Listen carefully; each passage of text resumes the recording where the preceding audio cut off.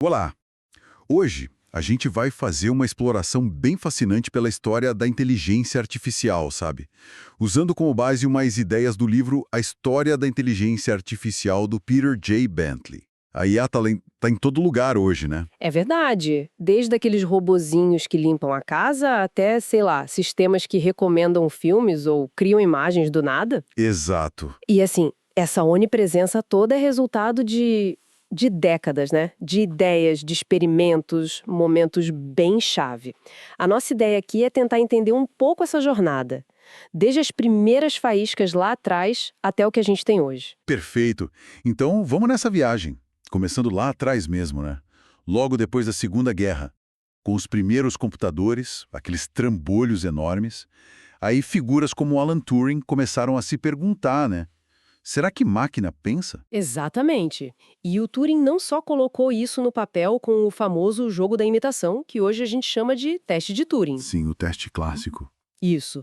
Mas ele foi pioneiro na prática também. Ele chegou a desenhar um programa de xadrez, no papel. O Turing-Champ. No papel. Sim. E o curioso é que, como não tinha onde rodar o programa direito, né, as jogadas eram calculadas na mão. Levava tipo meia hora a cada jogada. Meia hora. Nossa, que persistência. Mas imagino que não era só o Turing pensando nisso, né? Não, de jeito nenhum. Foi uma época de muita criatividade mesmo. Tinha as tartarugas do Grey Walter, uns robozinhos que mostravam comportamentos complexos com circuitos bem simples. Tartarugas robóticas? É, e um exemplo que eu acho incrível de pura engenhosidade foi o Menes, do Donald Michie. Era uma IA, assim, entre aspas, feita com caixas de fósforos, que aprendia a jogar jogo da velha. Esqueci de fósforos. Como assim? Como isso funcionava? Olha, era aprendizado por reforço, mas de um jeito totalmente mecânico, sabe? Dentro de cada caixa, que representava uma posição no jogo, tinha contas de vidro coloridas, cada cor era uma jogada possível. Certo. Aí, depois de jogar, se a máquina vencesse, ele colocava mais contas da cor que levou à vitória naquela caixa. Se perdesse, tirava as contas das jogadas ruins. Basicamente, ela era recompensada ou punida. Mostra bem o espírito da época, né? Fazer muito com quase nada. Incrível.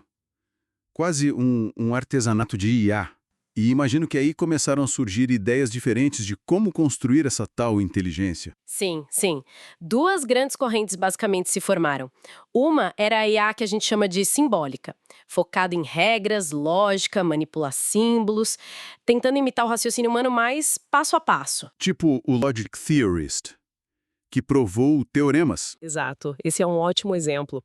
E a outra linha eram as redes neurais, mais inspiradas na estrutura do cérebro mesmo, como o Perceptron, do Frank Rosenblatt, que já lá em 1958 fez um barulho enorme, prometendo reconhecer padrões, traduzir fala. Houve muito entusiasmo, então? Talvez até um pouco exagerado? Ah, com certeza. E esse otimismo todo, talvez até promessas que não podiam ser cumpridas na época, levou a períodos bem difíceis. De ceticismo, corte de grana, os famosos invernos da IA. Ah, sim. O relatório Lighthill, no Reino Unido, foi um desses momentos, né? Criticou a falta de resultado prático. Foi sim, bem crítico. Mas a pesquisa não parou totalmente, sabe? Ela só continuou mais quieta, muitas vezes com outros nomes, tipo aprendizado de máquina, neurociência computacional. E o que fez o campo dar a volta por cima? O que reacendeu as coisas? Olha, foram principalmente duas coisas, eu diria. Primeiro, o aumento brutal da capacidade de processamento. E aí teve uma ajuda inesperada, que veio das placas de vídeo, as GPUs, desenvolvidas para videogame. Sério? Dos videogames? Aham. E o segundo fator foi a explosão de dados disponíveis com a internet. Era muito dado para treinar os sistemas. Isso preparou o terreno. Entendi. E foi aí que a gente começou a ver aqueles resultados que saíram em tudo que é jornal.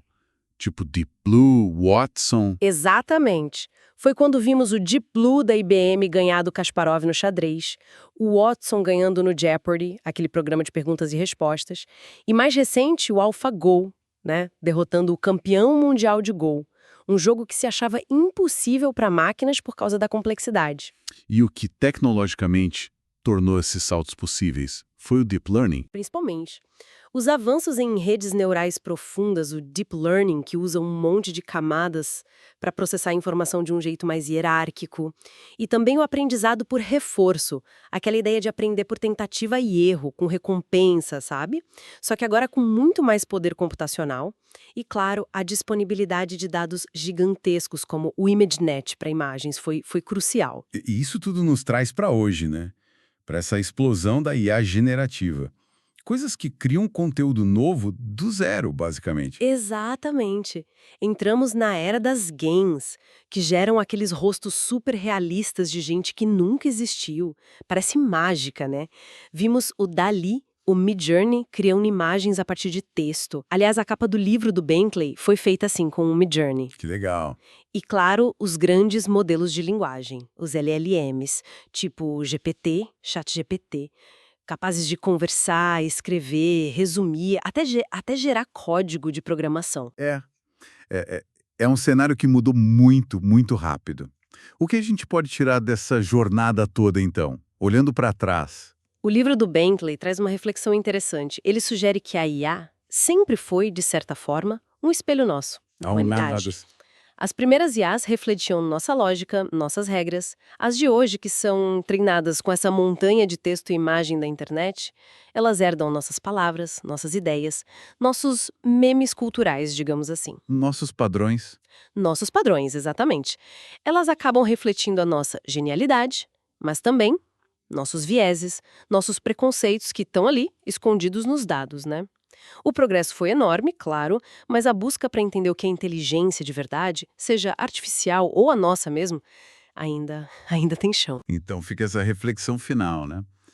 Inspirada aí na fonte, essa IA generativa de hoje que impressiona tanto, ela representa um salto real em direção a uma inteligência, de fato? Ou será que é a forma mais sofisticada que a gente já viu de reconhecer e recombinar padrões, basicamente devolvendo para a gente, de um jeito super elaborado, o reflexo desse universo imenso de dados que nós mesmos criamos? É algo para a gente continuar pensando.